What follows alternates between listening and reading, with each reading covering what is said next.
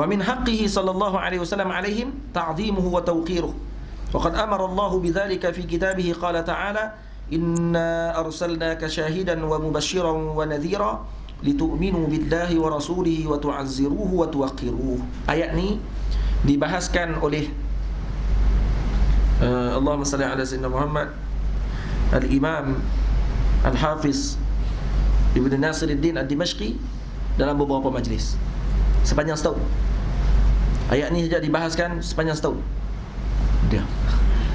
Selepas Imam Al-Hafiz Ibn Nasiruddin Ad-Dimashqi dilantik menjadi mudir Darul Hadis Al-Ashrafiyah, adat bagi mudir Darul Hadis Al-Ashrafiyah, mereka akan buat satu majlis khas. Setiap minggu satu majlis dia akan pegang. Imam Nawawi ada majlis khas dia buat, disyarahkan benda-benda tertentu yang di dalam majlis tersebut. Al-Imam Hafiz Nasiruddin Al-Dimashqi membahaskan tentang ayat ni, tu'azziruhu wa tuwaqqiruhu ni, dibahaskan selama setahun. Dikeluarkan syawahid ayat-ayat Quran tentang memuliakan Nabi sallallahu alaihi wasallam. Setahun majlis tak habis lagi ayat ni disyarahkan. Dengan majlis mingguan maksudnya.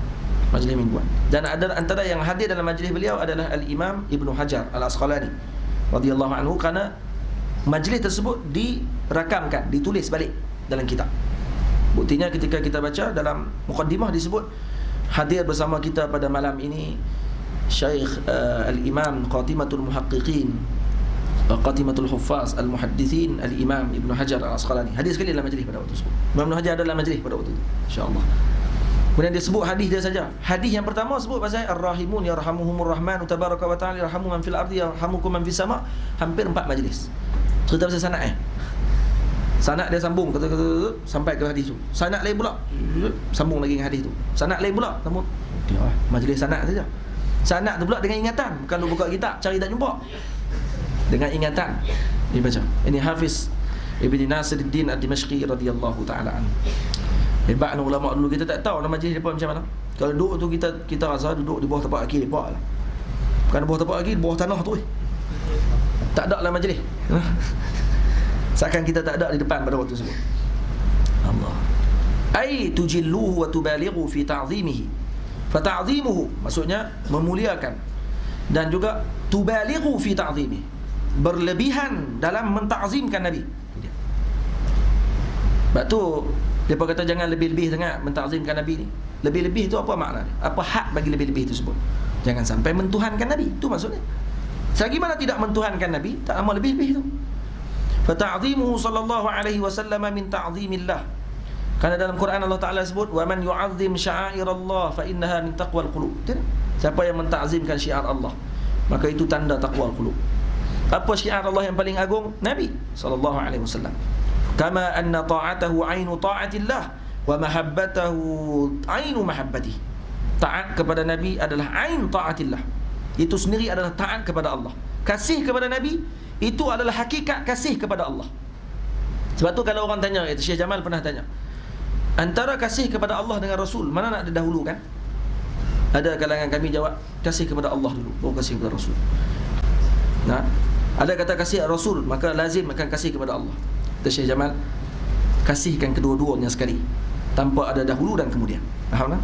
Kena dua-dua sekali dalam masa yang sama, Allah dan Rasul. Buktinya ketika syahadah disebutkan kedua-duanya sekali, tanpa ada selangan masa di antara dua tersebut. Memang. Qala ta'ala man yuti'ir rasul faqad ata'a Allah. Siapa yang taat kepada Rasul maka dia mentaati Allah. Wa qala ta'ala innal ladzina yubayyi'unaka innama yubayyi'una Allah. Siapa yang membai'ah dengan Nabi maka dia berbai'ah dengan Allah. Wa qala ta'ala qul in kuntum tuhibbuna Allah fattabi'uni yuhibbukumullah wa yaghfir lakum dhunubakum. Kalau nak kumpul ayat, kata Syekh Yusri, kalau kamu nak tengok macam mana Rasulullah dan kedudukan Nabi di sisi Allah, buka Al-Quran. Setiap muka surat ada tentang Nabi SAW. Kalau kamu baca, setiap muka surat ada tentang Nabi. Ada cerita tentang Rasulullah SAW dan bagaimana kedudukan Nabi di sisi Allah. Para Nabi yang terdahulu, bila mereka dimusuhi oleh umat, mereka yang akan doa kepada Allah, ya Allah tolong kami, ya Allah bantu kami, ya Allah selamatkan kami. Tapi Nabi bila dibenci oleh umat, Allah yang turun dan cerita tentang keadaan Nabi sallallahu alaihi wasallam. Apa makna? Wadduha wal laili idza saja ma wadda'aka rabbuka wa ma qala. Ma wadda'aka rabbuka wa ma qala. Tu Allah sendiri yang sebut. Sebab bila mana tidak turun ayat kepada Nabi, ramailah pakat sebut kepada Nabi, Nabi telah ditinggalkan oleh Tuhannya. Syaitannya telah meninggalkan dia. Ni musyrikin Mekah sebut. Syaitannya telah meninggalkan dia. Tak ada lagi dah. Dia tak dapat perhatian dah. Zaman dulu, para Nabi terdahulu kalau kata dituduh macam tu, maka Nabi sendiri yang akan pertahankan diri. Aku tidak sekian-sekian. Kan bila dikata kepada Nabi Lut AS, kamu ni bodoh. Kata kepada Nabi Nuh bahawa kamu ni gila. Kata Nabi Lut, Nabi gila. Kata kepada Nabi Allah Nuh, kamu ni bodoh. Nabi Lut dan Nabi Nuh jawab sendiri, aku tidak gila, aku tidak bodoh. Betul tak? Kalau tengok balik dalam ayat ada sebut. Tapi Nabi SAW, bila dikatakan Allah telah meninggalkan dia, syaitannya telah meninggal, sebut Allah tu syaitan. Ni biadabnya musyrikin. Apa kata Allah? Ma wadda'aka rabbuka wa ma qala. Tuhan kamu tidak meninggalkan kamu. Nampak? Allah yang jawab, bukannya Nabi yang jawab. Bukan Nabi kata Allah tidak meninggalkan aku. Tak. Allah yang jawab, Tuhan kamu tidak meninggalkan kamu. Tuhan kamu bersama dengan kamu, wahai Muhammad. Ini surah Duha disebut sebagai suratul Nabi sallallahu alaihi wasallam. Kalau kamu baca surah Duha, kamu baca dan kamu tafsirkan, cukup dah untuk buat majlis duha. Jadi kalau kata kuliah duha di kampung, orang suruh buat kuliah duha, baca surah Duha. Tengok tafsir ulama tentang surah Duha. Kamu akan terang tentang Rasulullah SAW. Sebab surah Duha disebut suratul Nabi. Suratul Nabi, surah Nabi. Kerana dalam tu pujian kepada Nabi daripada awal sampai habis. Surah Duha. Masya-Allah. Syekh Fuad Kamaluddin Rembang ada karang, ada tafsir dia.